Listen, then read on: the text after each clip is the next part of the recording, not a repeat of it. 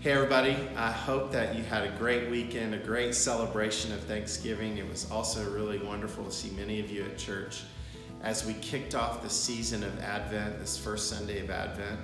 And as a pastor, I know this time is crazy. Everyone's running everywhere, there's so much to do.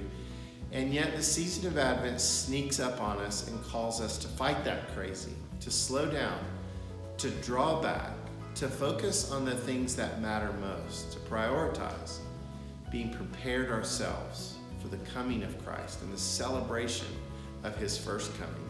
So I want to commend to you just to strive to enter into a holy and sacred Advent. Some of you may know very well what this means. You do this year after year, and that's great. Some of us, maybe you're new to this and you say, I don't understand all of this, and these colors and these symbols and these habits and practices. We'd love to tell you about them and to help you begin to take a step into celebrating and upholding a holy Advent. This is such a great season for us. I'd love to just take a moment and explain some of the symbols for us as well, reminders for all of us.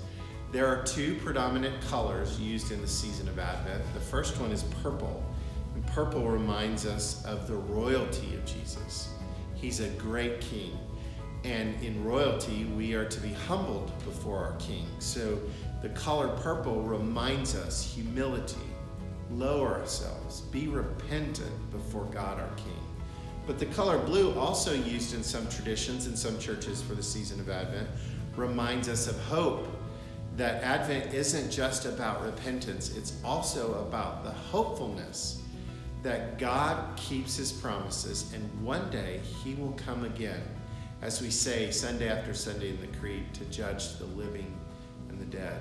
We also move the communion table from front and center towards the wall. That, in the fancy word, the Latin fancy phrase, is ad orientem, which means the leaders actually celebrate communion with their back towards you. It's a reminder a little bit more, you'll feel it, a little bit more of the transcendence, the holiness, the separateness, that we worship a God who is not only with us, God with us, Emmanuel, that word is immanence, but also a God who is holy and great and high and mighty. And so by moving the table, it just gives us a little bit of a picture of that beauty and that glory. The last thing in the season of Advent, one of the practices, is confession.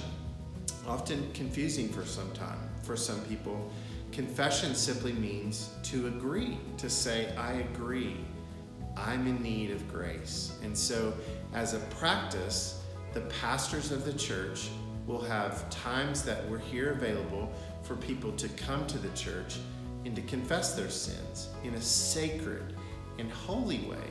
So you're assured not only has God forgiven you, but you're given the grace to change your life and amend your ways. These are very, very special things, and I can't wait for you to participate. My last thing is just a couple of brief announcements. First of all, this coming Saturday, December 7th, from 8 a.m. till noon is Umaganda Day, a day of work and participation in community. We start with breakfast and we work on a number of projects. Let's do it together. It's great to work together. Secondly, on December 24th, we'll have a 6 p.m. Candlelight Christmas service with nursery and a 10 p.m. service without nursery. And on December 25th, we have our celebration of Christmas Day. Very informal service. Wear your pajamas. It's awesome. We can't wait to see you there. I hope that you have a great week and a blessed Advent.